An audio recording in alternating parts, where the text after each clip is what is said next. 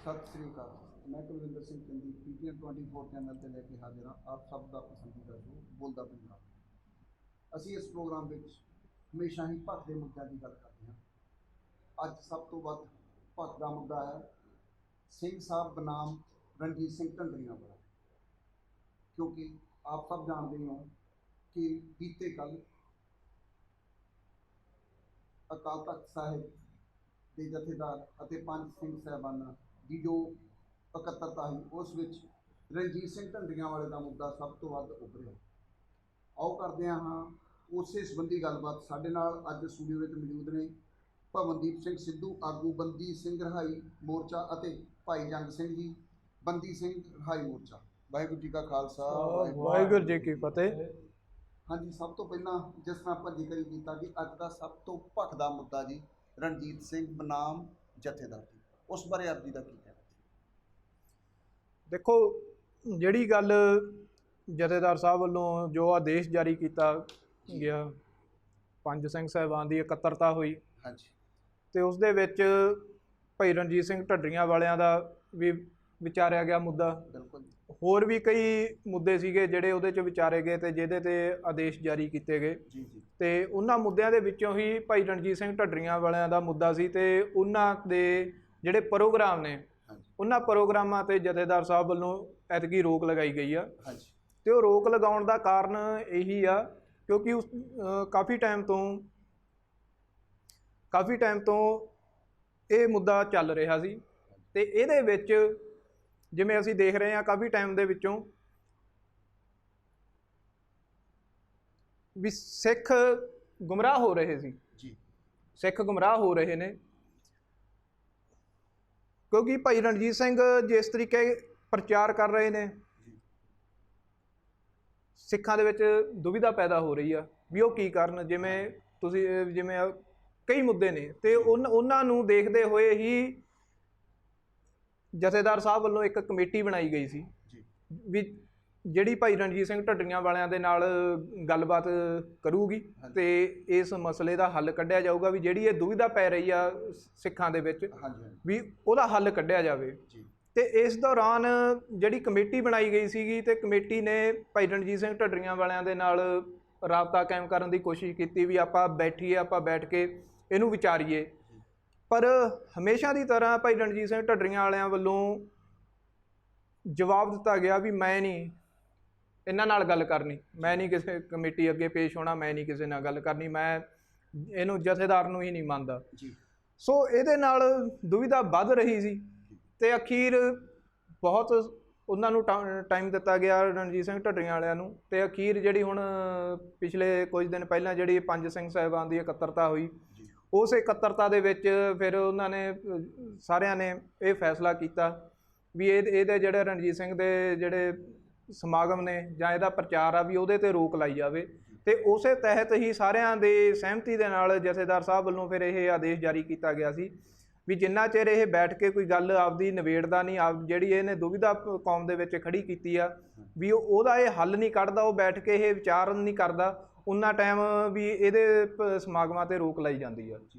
पवन जी एक गल करते हैं जी जिहड़ी तुसीं कहंदे हो कि इन्हां दे समागमां ते रोक ला दी गई। हाँ जी, याद रहे कि कुछ समा पहला जदों काफ़ी विवाद सी भाई अजनाला वालों इन्हां दे थां थां ते विरोध किया गया सी, उन्हां दिनां दे विच रणजीत सिंह ढंडरिया वाले ने खुद ही अपने जिहड़े दीवान सी उन्हां नूं रोक दिता सी कि मैं अज तो बाद बाहर दीवान नहीं लावांगा। हाँ जी, हुण वो दीवान रोकण दा तां कोई तोकी बनदी नहीं जी।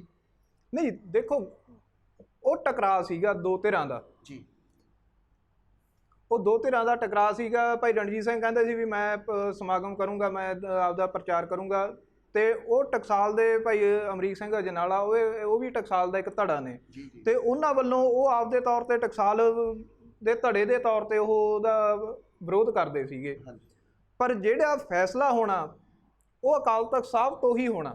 अकाल तख्त साहब दे जो आदेश होणगे उही कौम ने मनने आ ते उस तहत जथेदार साहब ने भाई रणजीत सिंह ढंडरिया वालियां नूं काफ़ी समा दिता भी बैठ के कोई ना कोई हल कढ़िया जावे।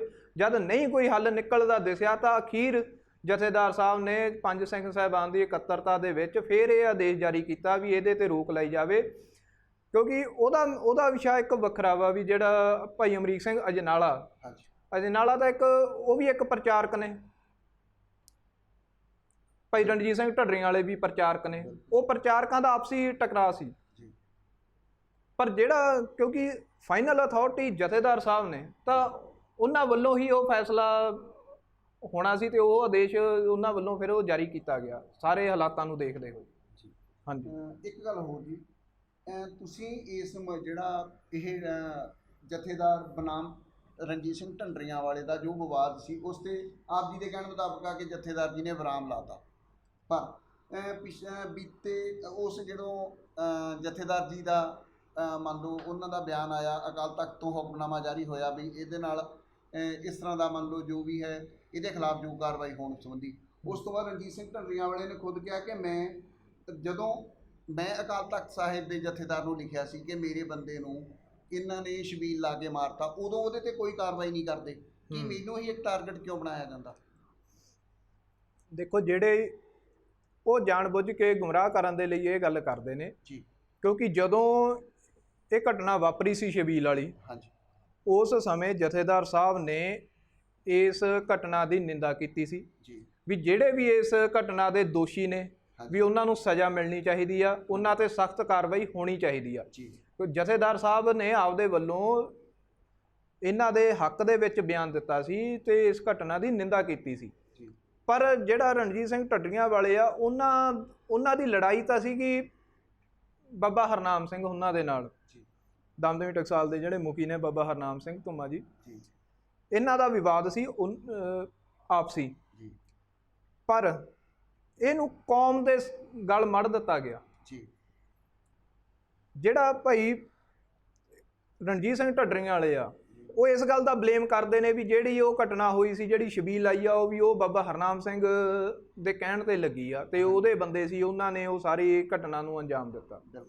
ਪਰ ਜਿਹੜਾ ਉਹਦੇ ਵਿੱਚ ਉਹ ਜਥੇਦਾਰ ਸਾਹਿਬ ਨੂੰ ਵੀ ਇਨਵੋਲਵ ਕਰਦੇ ਆ ਵੀ ਜਥੇਦਾਰ ਸਾਹਿਬ ਟਕਸਾਲ ਦਾ ਪੱਖ ਪੂਰਦੇ ਆ। ਜਥੇਦਾਰ ਸਾਹਿਬ ਕਿਸੇ ਦਾ ਪੱਖ ਨਹੀਂ ਪੂਰਦੇ, ਉਹ ਕੌਮ ਦੇ ਜਥੇਦਾਰ ਨੇ ਤੇ ਉਹ ਅਕਾਲ ਤਖਤ ਸਾਹਿਬ ਦੇ ਜਥੇਦਾਰ ਨੇ, ਉਹਨਾਂ ਨੇ ਤਾਂ ਨਿਰਪੱਖ ਫੈਸਲਾ ਕਰਨਾ। ਪਰ ਭਾਈ ਰਣਜੀਤ ਸਿੰਘ ਢੱਡਰੀਆਂ ਵਾਲਿਆਂ ਵੱਲੋਂ ਇੱਕ ਜਾਨੀ ਕਿ ਵੀ ਇੱਕ ਹੁੰਦਾ ਨਾ ਵੀ ਇੱਕ ਪੰਚਾਇਤ ਦੇ ਵਿੱਚ ਪਿੰਡ 'ਚ ਕੋਈ ਰੌਲਾ ਪੈ ਜੇ, ਜਿਹੜਾ ਬੰਦਾ ਇਹਦਾ ਕੰਮ ਹੀ ਇਹ ਹੁੰਦਾ, ਸੁਭਾਅ ਇਹ ਹੁੰਦਾ ਵੀ ਮੈਂ ਰੌਲਾ ਹੀ ਪਵਾਉਣਾ, ਮੈਂ ਪੰਚਾਇਤ ਨੂੰ ਇੱਕ ਥਾਂ ਇਕੱਠੇ ਹੋ ਕੇ ਬੈਠਣ ਦੇਣਾ ਤੇ ਨਾ ਕੋਈ ਮੁੱਦੇ ਦਾ ਹੱਲ ਕੱਢਣਾ। ਤੇ ਭਾਈ ਰਣਜੀਤ ਸਿੰਘ ਢੱਡਰੀਆਂ ਵਾਲਿਆਂ ਦਾ ਵੀ ਹਾਲ ਉਹੀ ਹੋ ਚੁੱਕਿਆ ਵੀ ਇਹਨਾਂ ਦਾ ਕੰਮ ਆ ਵੀ ਮੈਂ ਉਲਝਾਉਣਾ ਹੀ ਉਲਝਾਉਣਾ, ਜਿਹੜੀ ਵੀ ਕੋਈ ਗੱਲ ਆ ਉਹਨੂੰ ਕੰਡੈਮ ਹੀ ਕਰੀ ਜਾਣਾ। ਦੇਖੋ, ਹਰ ਗੱਲ ਨੂੰ ਕੰਡੈਮ ਕਰਕੇ ਵੀ ਨਹੀਂ ਸਰਦਾ।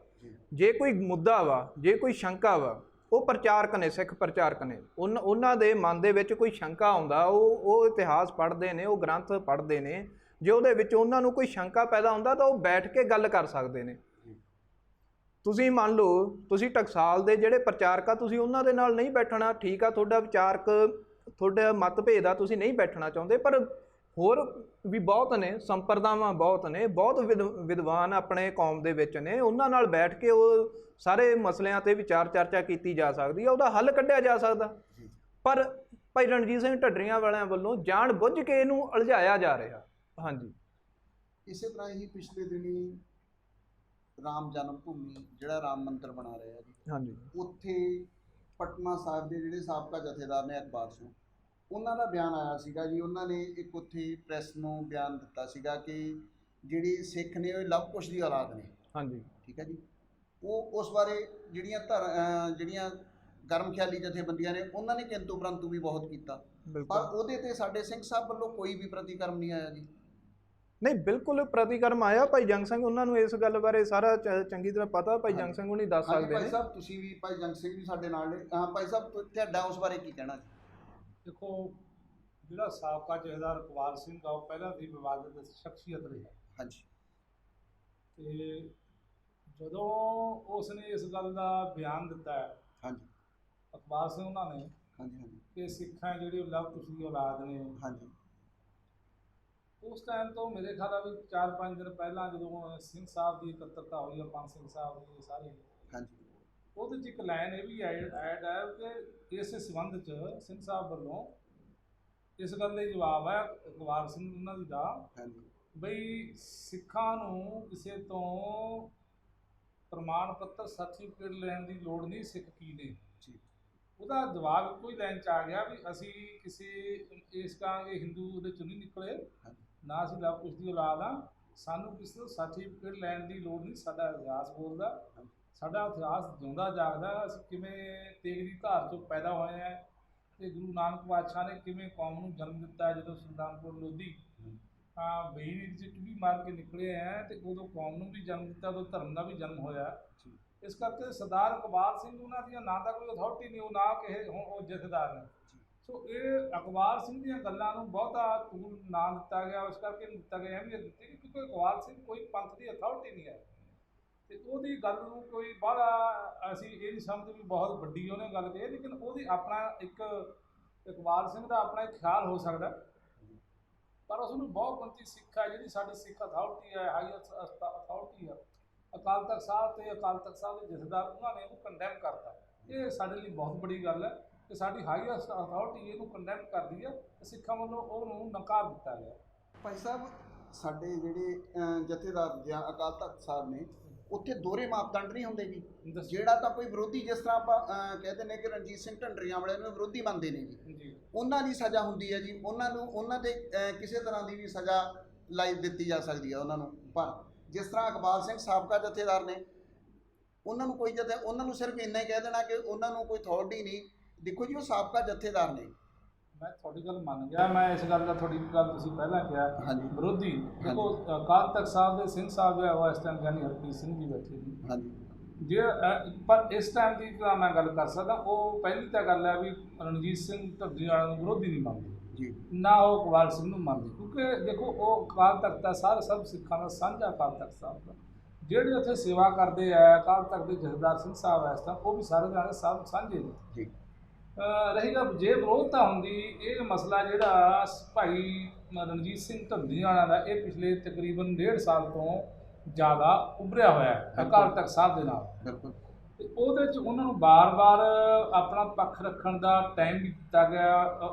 ਮੇਰੇ ਖਿਆਲ ਨਾਲ 2 ਕਦਮ ਅੱਗੇ ਵੱਧ ਕੇ ਉਹਨਾਂ ਦੇ ਨਾਲ ਦੁੱਖ ਨਿਵਾਰਨ ਸਾਹਿਬ ਦਾ ਵੀ ਟਾਈਮ ਰੱਖਿਆ ਗਿਆ ਹੈ। ਜਿਹੜੀ ਕਮੇਟੀ ਅਪੁਆਇੰਟ ਕੀਤੀ ਗਈ ਤਾਂ ਉਹਨਾਂ ਨੇ ਬਾਰ-ਬਾਰ ਉਹਨਾਂ ਨੂੰ ਸੁਨੇਹੇ ਘੱਲੇ ਨੇ ਤੇ ਮੇਰੇ ਖਿਆਲ ਦੇਸ਼ ਵਿਦੇਸ਼ ਦੀ ਹਰ ਜਿਹੜਾ ਚਾਹੁਣ ਵਾਲਾ ਵੀ ਕੌਮ ਦੇ ਵਿੱਚ ਕੋਈ ਖਾਨਾ ਜੱਗੀ ਜਾਂ ਕੋਈ ਦੁਬਾਰ ਨਾ ਹੋਵੇ, ਉਹਨਾਂ ਨੇ ਵੀ ਵਗਾਹੇ ਬਿਆਨਾਂ ਰਾਹੀਂ ਜਾਂ ਆਪਣੇ ਸਾਰੇ ਚੈਨਲਾਂ ਰਾਹੀਂ ਇਸ ਗੱਲ ਦੀ ਕੋਸ਼ਿਸ਼ ਕੀਤੀ ਹੈ ਕਿ ਭਾਈ ਰਣਜੀਤ ਸਿੰਘ ਢੱਡੀਆਂ ਵਾਲੇ ਕਮ ਸੇ ਕਮ ਆਪਣਾ ਪੱਖ ਜ਼ਰੂਰ ਰੱਖਣ। ਅਕਾਲ ਤਖਤ ਜੇ ਤਾਂ ਪੱਖਪਾਤ ਉੱਥੇ ਕਹੀਏ, ਜੇ ਅਕਾਲ ਤਖਤ ਸਾਹਿਬ ਦਾ ਜਥੇਦਾਰ ਕੋਈ ਪੱਖੇ ਨਾ ਸੁਣਨਗੇ, ਜੇ ਸਾਡੇ ਅਕਾਲ ਤਖਤ ਸਾਹਿਬ ਪੱਖੇ ਨਾ ਸੁਣਨਗੇ ਤਾਂ ਅਸੀਂ ਇਹ ਨਹੀਂ ਕਹਿੰਦੇ। ਦੇਖੋ ਉਹਨਾਂ ਨੂੰ ਪੂਰਾ ਟਾਈਮ ਦਿੱਤਾ ਗਿਆ, ਅਜੇ ਵੀ ਉਹਨਾਂ ਦੇ ਦੇਖੋ ਜਦੋਂ ਅਦਾਲਤ 'ਚ ਕੋਈ ਕੇਸ ਜਾਂਦਾ ਤਾਂ ਦੋਨੇ ਪਾਰਟੀਆਂ ਦੀ ਇਹ ਇੱਕ ਜਿਹੜੀ ਪਾਰਟੀ ਹੁੰਦੀ ਆ ਉਹ ਜਾਵੇ ਨਾ ਅਦਾਲਤ 'ਤੇ ਆਪਣਾ ਪੱਖੇ ਨਾ ਰੱਖੇ, ਤਾਂ ਜੱਜ ਨੂੰ ਪੂਰੀ ਅਥਾਰਟੀ ਹੈ ਕਿ ਇੱਕ ਪਾਸਾ ਕਰਕੇ ਵਨ ਸਾਈਡਡ ਫੈਸਲਾ ਕਰੇ। ਲੇਕਿਨ ਫਿਰ ਵੀ ਅਕਾਲ ਤਖਤ ਸਾਹਿਬ ਦੇ ਜਥੇਦਾਰ ਨੇ ਇੱਦਾਂ ਨਹੀਂ ਕੀਤਾ।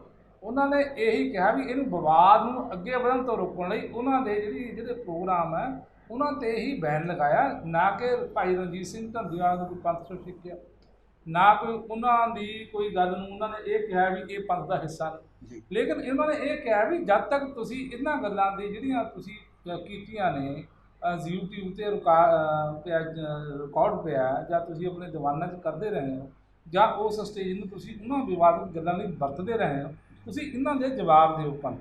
ਸੋ ਇਸ ਕਰਕੇ ਮੇਰੇ ਖਿਆਲ ਵੀ ਭਾਈ ਰਣਜੀਤ ਸਿੰਘ ਢੱਡੀ ਵਾਲਿਆਂ ਨੂੰ ਇੱਕ ਵਿਰੋਧ ਜਾਂ ਵਿਰੋਧ 'ਚ ਨਹੀਂ ਹੈ। ਇਸੇ ਤਰ੍ਹਾਂ ਹੀ ਇੱਕ ਹੋਰ ਹੈ ਜੀ, ਉਸੇ ਹੀ ਰਾਮ ਮੰਦਰ ਮੌਕੇ ਜਦੋਂ ਨੀਂਹ ਪੱਥਰ ਰੱਖਿਆ ਜਾ ਰਿਹਾ ਸੀ, ਉੱਥੇ ਸਾਡੇ ਇਹ ਵੀ ਕਹਿ ਲਿਆ ਜੀ ਕਿ ਜੇ ਵੀ ਕੋਈ ਵੀ ਉੱਠਦਾ ਵਾ ਤਾਂ ਉਹ ਸਿੱਖ ਧਰਮ 'ਤੇ ਉਂਗਲੀ ਚੱਕ ਦਿੰਦਾ ਜੀ, ਚਾਹੇ ਸਿੱਖ ਕੌਮ ਦੇ ਸਾਡੇ ਸਿੱਖ ਇਤਿਹਾਸ 'ਤੇ ਚੱਕ ਦੇਣ।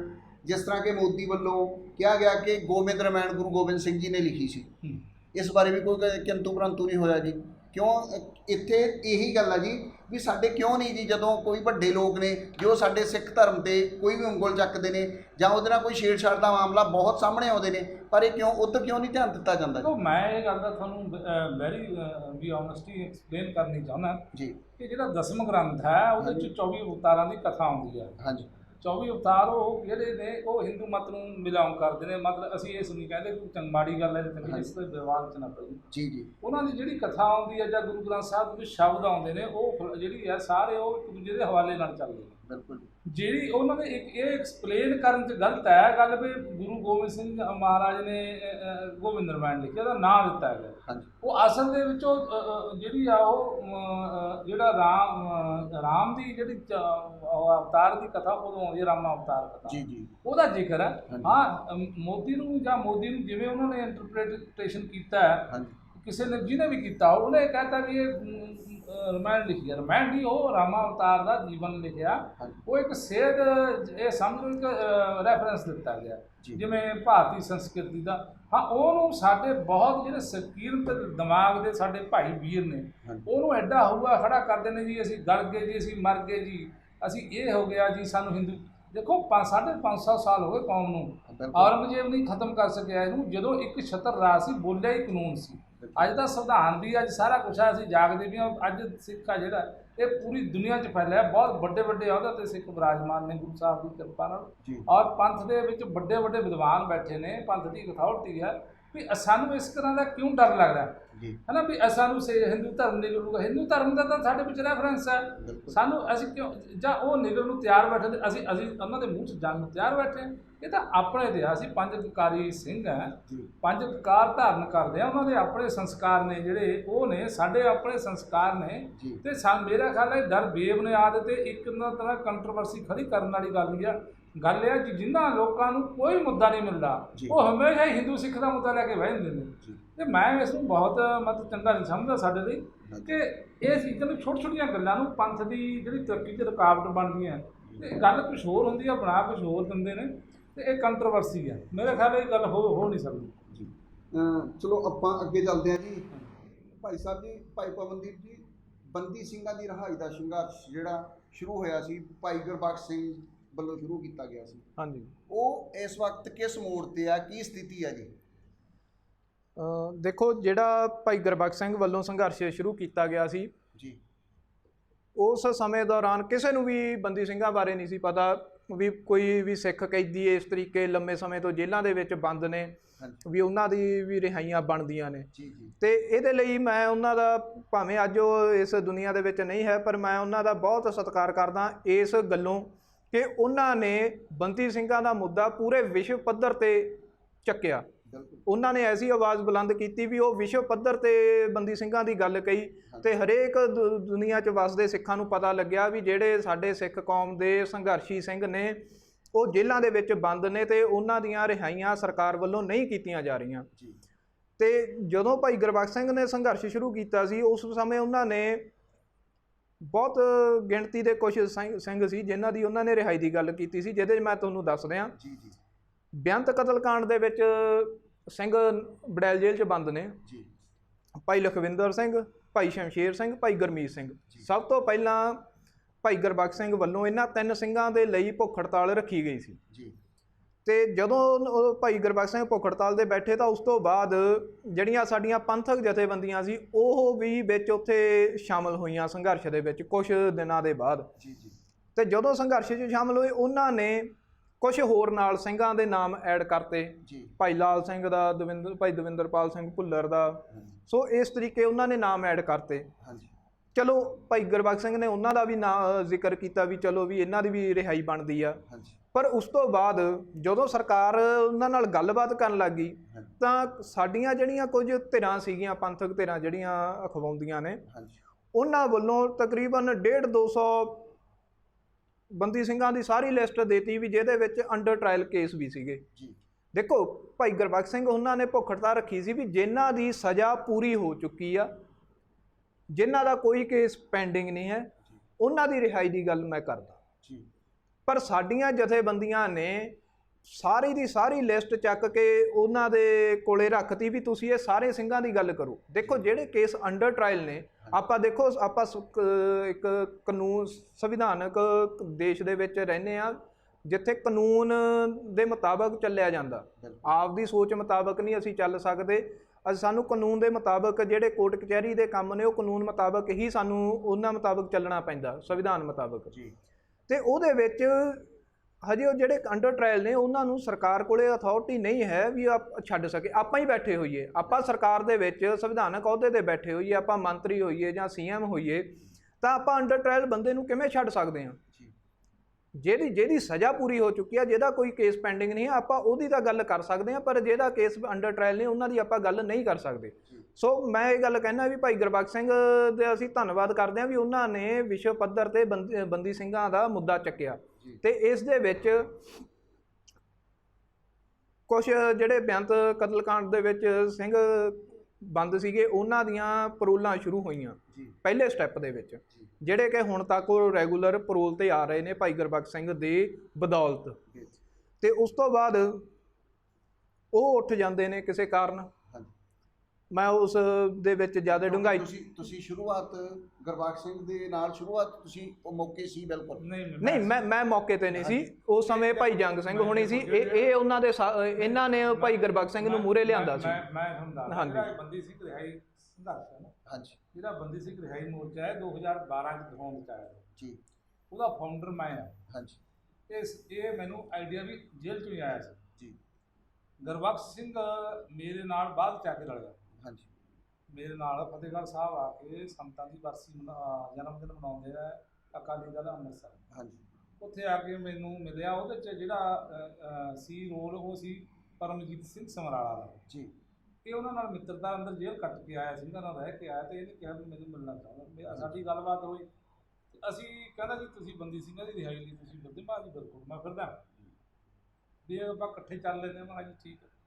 ਉਸ ਟਾਈਮ ਭਾਈ ਗੁਰਬਖਸ਼ ਸਿੰਘ ਨਾਲ ਫਿਰ ਅਸੀਂ ਇਕੱਠੇ ਹੋਏ। ਮੈਂ ਪਹਿਲਾ ਮੈਮੋਰੰਡਮ 2000 ਅਗਸਤ 2013 ਚ ਦਿੱਤਾ ਜੀ। ਅਗਸਤ ਜਿਹਦਾ ਮਾਰਚ ਕੀਤਾ ਗੁਰਦੁਆਰਾ ਅੰਬ ਸਾਹਿਬ ਤੋਂ ਲੈ ਕੇ ਅਸੀਂ ਪ੍ਰੋਗਰਾਮ ਰੱਖਿਆ ਗਵਰਨਰ ਨੂੰ ਦੇਣ ਦਾ। ਸਾਨੂੰ ਚੰਡੀਗੜ੍ਹ ਦੇ ਹੱਥ ਤੇ ਰੋਕ ਕੇ ਉੱਥੋਂ ਮੈਮੋਰੰਡਮ ਲਾਇਆ ਗਿਆ। ਉਸ ਤੋਂ ਬਾਅਦ ਅਸੀਂ ਇੱਕ ਮੀਟਿੰਗ ਸੱਦੀ, ਆਪਣਾ ਇੱਕ ਮਤਾ ਪਕਾਇਆ ਵੀ ਹੁਣ ਇਸ ਤੋਂ ਬਾਅਦ ਅਸੀਂ ਭੁੱਖ ਹੜਤਾਲ ਕਰਾਂਗੇ ਜੀ। ਜੇ ਚੋਂ ਭੁੱਖ ਹੜਤਾਲ ਦਾ ਜਿਹੜਾ ਮਤਾ ਇਹ ਹੋਇਆ ਸਾਡੇ 'ਚ 5 ਜਣਿਆਂ 'ਚ ਕਿ ਗੁਰਬਖਸ਼ ਸਿੰਘ ਇਸ ਭੁੱਖ ਹੜਤਾਲ ਰੱਖੂਗਾ, ਉਹਦੇ ਕਹਿਣ ਤੱਕ ਮੈਂ ਰੱਖੂ। ਉਸ ਤੋਂ ਇਹ ਸੰਘਰਸ਼ ਸ਼ੁਰੂ ਹੁੰਦਾ। ਇਹ ਲਗਾਤਾਰ ਫਿਰ ਇਹ ਸੰਘਰਸ਼ ਹੈ ਜਿਹੜਾ 2013 ਚ ਦਸੰਬਰ ਸ਼ੁਰੂ ਹੁੰਦਾ ਜੀ। ਉਸ ਤੋਂ ਉਹਦੇ ਨਤੀਜੇ ਤੋਂ ਆਉਣ ਤੋਂ ਬਾਅਦ ਫਿਰ ਇਹ ਬੰਦੀ ਸਿੰਘਾਂ ਦੇ ਵਿੱਚੋਂ 3 ਸਿੰਘ ਪਰੋਲਾਂ ਤੇ ਆਉਂਦੇ ਨੇ ਜੀ। ਫਿਰ ਕਿਸੇ ਕਾਰਨ ਭਵਨਦੀਪ ਸਿੰਘ ਦੇ ਦੱਸਣ ਅਨੁਸਾਰ ਵੀ ਗੁਰਬਖਸ਼ ਸਿੰਘ ਨੂੰ ਉਠਾਲਿਆ ਜਾਂਦਾ। ਉਹ ਸੰਘਰਸ਼ ਹੈ ਜਿਹੜਾ ਉੱਥੇ ਉਹਨੂੰ ਸਟਾਪ ਲੱਗ ਜਾਂਦਾ।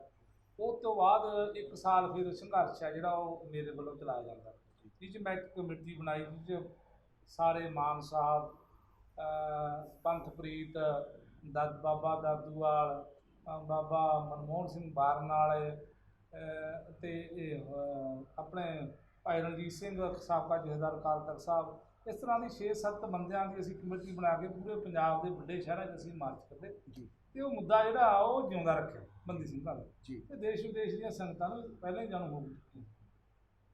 ਉਸ ਤੋਂ ਬਾਅਦ ਫਿਰ 2015 ਦੇ ਅੰਦਰ ਇਸ ਮੁੱਦੇ ਨੂੰ ਚੱਕ ਕੇ ਬਾਪੂ ਸੂਰ ਸਿੰਘ ਹਸਨਪੁਰ ਵਾਲੇ ਉਹਨਾਂ ਨੇ ਫਿਰ ਸੰਘਰਸ਼ ਸ਼ੁਰੂ ਕੀਤਾ। ਉਸ ਸੰਘਰਸ਼ ਕਮੇਟੀ 'ਚ ਫਿਰ ਮੈਂ ਵੀ ਸੀ, ਸਹਿਯੋਗ ਪਹਿਲਾਂ ਤੋਂ ਰਿਹਾ, ਤੇ ਉਹਦੇ 'ਚ ਭਵਨਦੀਪ ਵੀ ਫਿਰ ਉਸ ਟਾਈਮ ਐਂਟਰ ਹੋਇਆ ਇਸ ਬੰਦੀ ਸਿੰਘ ਰਿਹਾਈ ਸੰਘਰਸ਼ ਦੇ ਵਿੱਚ।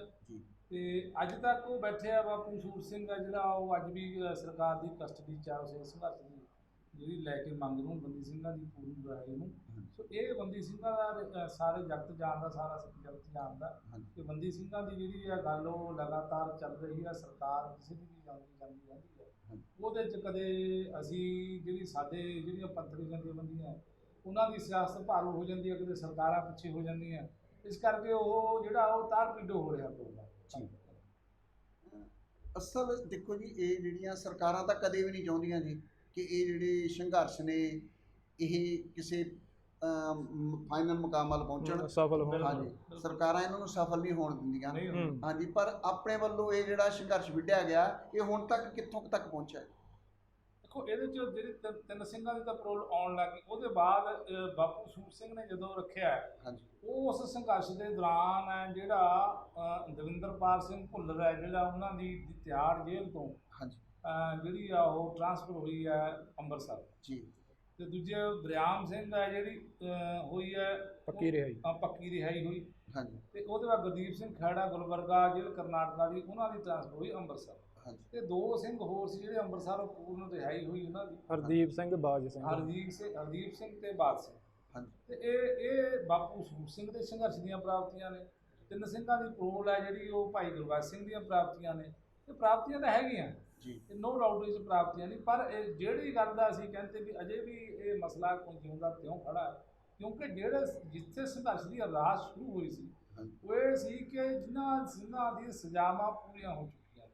2015 'ਚ ਸਜ਼ਾ ਪੂਰੀ ਹੋ ਚੁੱਕੀ ਹੈ ਜਿਹਦੀ ਮੁਲਕਾਰ ਹੈ ਸਰਕਾਰ ਦੇ ਰਿਕਾਰਡ ਅਨੁਸਾਰ, ਜਿਹੜੀ ਹੈ ਬੇਅੰਤ ਸਿੰਘ ਕਤਲकांड ਵਾਲੇ 3 ਸਿੰਘਾਂ ਦੀ। ਲੇਕਿਨ ਉਹਦੇ ਤੇ ਦੇਖ ਲਓ ਅੱਜ 2020 ਚੱਲ ਰਿਹਾ, 5 ਸਾਲ ਇਹ ਲੋਕ, ਅੱਜ 26 ਸਾਲ ਉਹਨਾਂ ਨੂੰ ਜੇਲ੍ਹਾਂ 'ਚ ਬੰਦ ਹੋ ਗਏ ਤੇ ਇੰਨੀ ਲੰਬੀ ਸਜ਼ਾ ਹੋ ਗਈ। ਚੀਜ਼ ਅਸੀਂ ਇਸ ਵੀ ਸ਼ੁਕਰ ਮੰਨਦੇ ਹਾਂ ਬਈ ਪਿਛਲੇ ਦਿਨੀਂ ਭਾਈ ਲਾਲ ਸਿੰਘ ਔਰ ਮਨਜੀਤ ਸਿੰਘ ਉਹਨਾਂ ਦੀ ਰਿਹਾਈ ਹੈ ਜਿਹੜੀ ਇਸੇ ਸੰਘਰਸ਼ ਦੀ ਬਦੌਲਤ ਜਿਹੜਾ ਸਿੱਖ ਸੰਗਤਾਂ ਨੇ ਸ਼ੁਰੂ ਕੀਤਾ, ਅਰਦਾਸਾਂ ਸ਼ੁਰੂ ਕੀਤੀਆਂ, ਤੇ ਇਹ ਉਸੇ ਦਾ ਹੀ ਹਿੱਸਾ ਹੈ ਜਿਹੜਾ ਭਾਈ ਲਾਲ ਸਿੰਘ ਉਹਨਾਂ ਦੀ ਰਿਹਾਈ ਹੋਈ ਹੈ।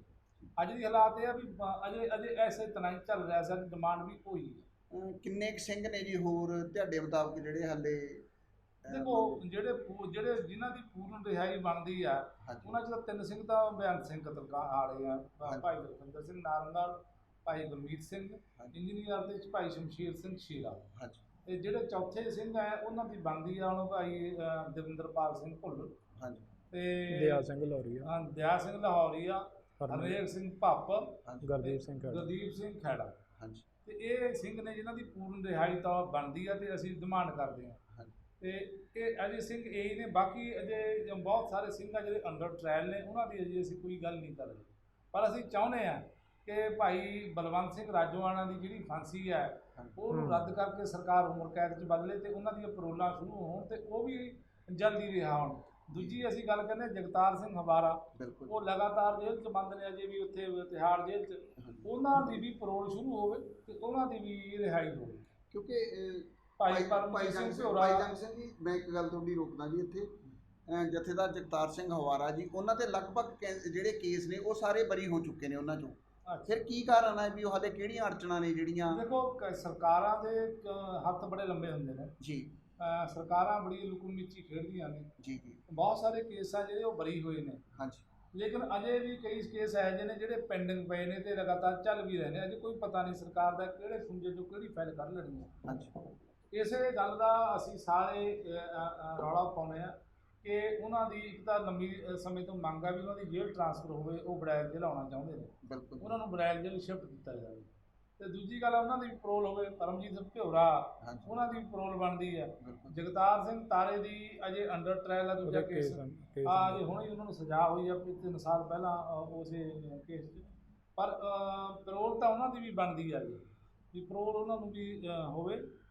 ਇਸ ਕਰਕੇ ਜਗਤਾਰ ਸਿੰਘ ਹਵਾਰੇ ਦੇ ਸਰਕਾਰ ਬਾਰੇ ਇਸ ਬਾਰੇ ਸਾਨੂੰ ਬੜਾ ਕਲੀਅਰ ਆ ਵੀ ਸਰਕਾਰ ਹੈ ਜਿਹੜੀ ਉਹ ਬਾਕੀ ਸਿੰਘਾਂ ਦੀ ਤਰ੍ਹਾਂ ਵੀ ਇਸ ਤਰ੍ਹਾਂ ਹੀ ਬੇਇਨਸਾਫੀ ਕਰ ਰਹੀ ਹੈ।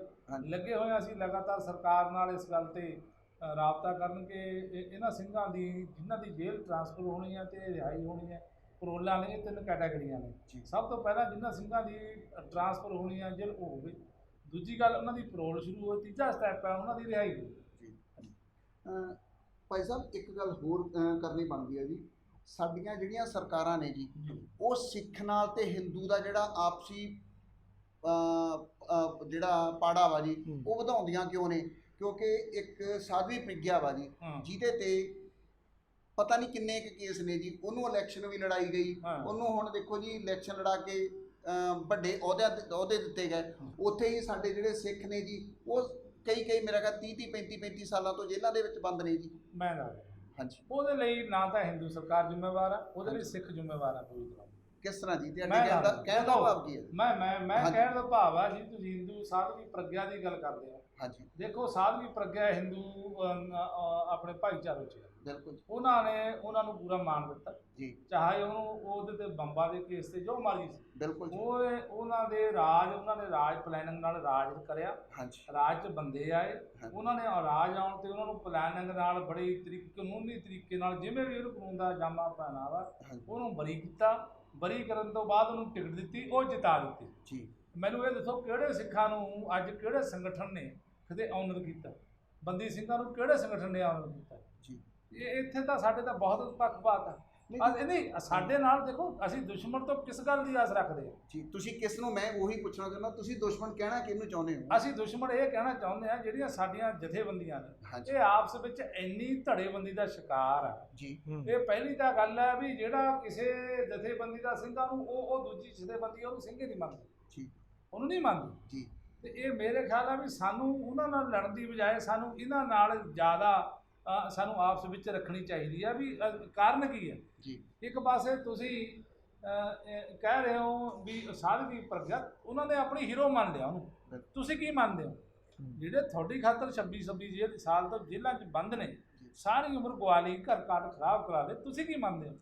ਗੱਲ ਤਾਂ ਸਾਡੇ ਤੇ ਆਉਂਦੀ ਹੈ, ਅਸੀਂ ਸਰਕਾਰਾਂ ਦੇ ਅਸੀਂ ਕਿਸ ਗੱਲ ਦੀ ਆਸ ਕਰਦੇ ਹਾਂ? ਜਿਵੇਂ ਹੁਣ ਲਾਲ ਸਿੰਘ ਆ, ਹਾਂਜੀ ਹਾਂਜੀ, ਜਿਵੇਂ ਭਾਈ ਲਾਲ ਸਿੰਘ, ਮੈਂ ਮਾਫ ਕਰਨਾ ਵਿੱਚ ਗੱਲ ਕੱਟੀ ਆ, ਹਾਂਜੀ, ਜਿਹੜੇ ਹੁਣ ਮੈਂ ਗੱਲ ਹੀ ਪੂਰੀ ਕਰਦਾ। ਹਾਂਜੀ, ਜਿਵੇਂ ਭਾਈ ਲਾਲ ਸਿੰਘ ਹੁਣ 26 ਸਾਲ ਬਾਅਦ ਤਕਰੀਬਨ ਉਹ 90 ਤੋਂ ਜੇਲ੍ਹ 'ਚ ਬੰਦ ਨੇ ਜੀ। ਉਹਨਾਂ ਦਾ ਗੁਜਰਾਤ ਦਾ ਕੇਸ ਸੀ ਜੀ। ਮੈਂ ਵੀ ਉਹਨਾਂ ਦੇ ਨਾਲ ਨਾਭੇ ਜੇਲ੍ਹ ਦੇ ਵਿੱਚ ਅਸੀਂ ਇਕੱਠੇ ਰਹੇ ਹਾਂ 2 ਸਾਲ ਦੇ ਕਰੀਬ, ਅਸੀਂ ਇਕੱਠਿਆਂ ਨੇ ਉੱਥੇ ਨਾਭੇ ਜੇਲ੍ਹ ਵੀ ਕੱਟੀ ਆ ਜੀ। ਮੈਂ ਦੱਸਣੀ ਚਾਹੁੰਦਾ ਵੀ ਹੁਣ ਜਿਵੇਂ ਉਹਨਾਂ ਦੀ ਬਹੁਤ ਵੱਡੀ ਕੁਰਬਾਨੀ ਆ 90-92 ਤੋਂ ਲਗਾਤਾਰ ਜੇਲ੍ਹ ਦੇ ਵਿੱਚ ਹੋਣਾ, ਬਹੁਤ ਵੱਡੀ ਉਹਨਾਂ ਦੀ ਕੁਰਬਾਨੀ ਆ। ਸਿੱਖ ਇੱਕ ਉਹ ਜਾਣੀ ਕਿ ਇੱਕ ਸਿੱਖ ਉਹਨਾਂ ਨੂੰ ਲੀਡਰ ਬਣਾ ਕੇ ਕੌਮ ਨੂੰ ਚਾਹੀਦਾ ਸੀਗਾ, ਜਿਹੜੀਆਂ ਸਾਡੀਆਂ ਪੰਥਕ ਧਿਰਾਂ ਨੇ ਵੀ ਉਹ ਕੈਦ ਕੱਢ ਲਈ। ਨੈਲਸਨ ਮੰਡੇਲਾ ਕਿੰਨਾ ਆਪਣੇ ਮੁਲਕ ਦਾ ਉਹਨਾਂ ਨੇ ਮਾਣ ਦਿੱਤਾ, ਕਿੰਨਾ ਮਾਣ ਦਿੱਤਾ, ਚੁੱਪ ਕਰੀ ਬੈਠੇ ਆ। ਹੁਣ ਉਹਨਾਂ ਦੀ ਆ ਕੁਝ ਦਿਨ ਪਹਿਲਾਂ ਪੱਕੀ ਰਿਹਾਈ ਹੋਈ। ਕਿੰਨੀਆਂ ਕੁ ਜਥੇਬੰਦੀਆਂ ਨੇ, ਕਿੰਨੀਆਂ ਕੁ ਸੰਪਰਦਾਵਾਂ ਦੇ ਮੁਖੀ ਉਹਨਾਂ ਕੋਲੇ ਗਏ ਨੇ, ਕਿੰਨਿਆਂ ਕੁ ਨੇ ਜਾ ਕੇ ਉਹਨਾਂ ਦਾ ਮਾਣ ਸਤਿਕਾਰ ਕੀਤਾ। ਕੁਝ ਗਿਣਤੀ ਦੇ ਵਿਅਕਤੀ ਸੀ ਜਿਨ੍ਹਾਂ ਨੇ ਜਾ ਕੇ ਉਹਨਾਂ ਨੂੰ ਮਾਣ ਸਨਮਾਨ ਦਿੱਤਾ। ਸਾਡੀਆਂ ਪੰਥਕ ਧਿਰਾਂ ਕਿੱਥੇ ਗਈਆਂ? ਸਾਡੇ ਪੰਥਕ ਲੀਡਰਸ਼ਿਪ ਕਿੱਥੇ ਆ? ਕਿੱਥੇ ਗਏ ਮਾਨ ਸਾਹਿਬ? ਮੈਂ ਤੁਹਾਡੀ ਗੱਲ ਇੱਕ ਕੱਟਣੀ ਚਾਹੁੰਦਾ ਜੀ। ਕੋਈ ਵਕਤ ਸੀ ਜਦੋਂ ਸਿਮਰਨਜੀਤ ਸਿੰਘ ਮਾਨ ਨੂੰ ਜੇਲ੍ਹ ਵਿੱਚੋਂ ਇਲੈਕਸ਼ਨ ਦੇ ਵਿੱਚ ਖੜਾਇਆ ਸੀ ਔਰ ਉਹਨਾਂ ਨੂੰ ਰਿਕਾਰਡ ਤੋੜ ਵੋਟਾਂ ਮਿਲੀਆਂ ਸੀ। ਬਿਲਕੁਲ ਠੀਕ ਹੈ ਜੀ। ਤੁਸੀਂ ਕਹਿੰਦੇ ਹੋ ਕਿ ਜਿਹੜੇ ਸਾਡੇ ਲੀਡਰਸ਼ਿਪ ਆ ਜੀ ਉਹ ਇਹਨਾਂ ਨੂੰ ਪੁੱਛਦੀ ਨਹੀਂ ਜੀ। ਜਦੋਂ ਸਿਮਰਨਜੀਤ ਸਿੰਘ ਮਾਨ ਨੂੰ ਜਿਤਾਤਾ ਉਹਨਾਂ ਨੇ ਕੀ ਹੁਣ ਤੱਕ ਕੌਮ ਨੂੰ ਕੀ ਦੇਣਾ ਜੀ ਉਹਨਾਂ ਦੀ? ਦੇਖੋ, ਮੈਂ ਤੁਹਾਡੀ ਇਸ ਗੱਲ ਦੇ ਨਾਲ ਸਹਿਮਤ ਹਾਂ।